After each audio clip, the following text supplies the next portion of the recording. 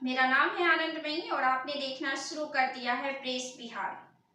बिहार की राजनीति में मुकेश सहनी निषादों की राजनीति करने वाले एक बड़े नेता के तौर पर जाने जाते हैं। फिलहाल वे महागठबंधन के हिस्सा हैं।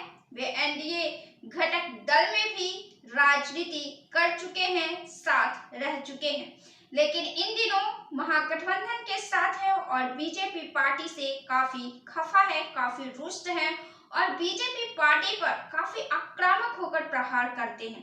तेजस्वी यादव के बाद अगर विपक्ष से कोई बीजेपी पार्टी पर बिहार में आक्रामक होकर प्रहार करता है तो मुकेश सहनी ही है।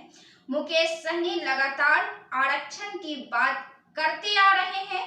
कई चुनावों से वे आरक्षण की मांग करते आ रहे हैं। निषाद वर्ग के लिए आरक्षण के लिए वे अडिग होते हैं और एक चुनाव में तो उन्होंने यह कह दिया था कि जो भी उन्हें आरक्षण देगा, चाहे वो एनडीए हो या महागठबंधन, दोनों में से किसी भी दल के साथ जाने को वे तैयार हैं। मुकेश सहनी बिहार की राजनीति में महागठबंधन के तरफ से हैं और मजबूत राजनीति कर रहे हैं। बिहार में इस साल चुनाव होने वाले हैं और चुनाव के पहले से ही उन्होंने भी अपनी ताकत दिखानी शुरू कर दी है। लगातार भाषण दे रहे हैं, लगातार चर्चा कर रहे हैं। वे यह भी कहते हैं कि जरूरत है देश में दो चीजों की, दो खास चीजों की जो सबसे अहम है। पहला तो अंबेडकर के विचारधारा का प्रचार प्रसार और दूसरा संविधान का प्रचार प्रसार। संविधान में कौन सी बातें लिखी हुई है, क्या लिखी हुई है, उन तमाम बातों से देश की आम जनता को रूबरू होना आवश्यक है। उन्हें पूरी तरीके से जानना जरूरी है। अब मुकेश सहनी ने तेलंगाना मॉडल को पूरे देश में लागू करने की मांग कर दी है।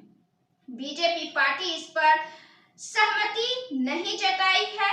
विरोधियों का, विपक्षियों का ऐसा कहना है और विपक्षी इस मुद्दे पर लेकर काफी आक्रामक होते हैं। मुकेश सहनी ने यह मांग कर दी है कि पूरे देश में तेलंगाना मॉडल लागू हो आरक्षण के मामले में और बिहार में महागठबंधन की सरकार जब बनेगी तो वे बिहार में तेलंगाना मॉडल को लागू करेंगे।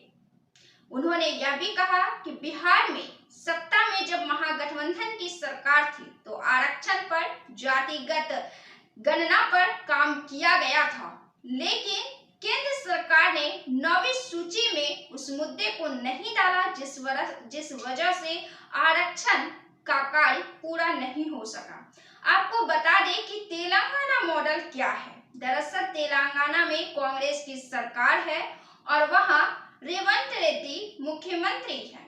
तेलंगाना की संविधान सभा सदन में एआईएमआईएम, बीजेपी, सीपीआई, बीआरएस सभी दलों ने मिलकर कांग्रेस को सहयोग कर दिया है 2 बिल लाने में जो आरक्षण को समर्थित करती है।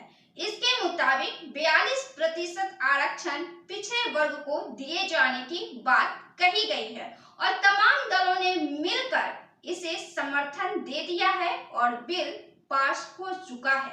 42% आरक्षण पिछड़े वर्ग को देने की बात कही गई है। अनुसूचित जातियों के लिए 18% और अनुसूचित जनजातियों के लिए 12% की मांग रखी गई है। आपको बता दें कि मौजूदा व्यवस्था में राज्य में इन समुदायों में 29%, 15% और 6% आरक्षण है, यानी कि अनुसूचित जातियों के लिए 15%, अनुसूचित जनजातियों के लिए 6% और पिछड़ा वर्ग के लिए 29% का आरक्षण वर्तमान व्यवस्था में लागू है।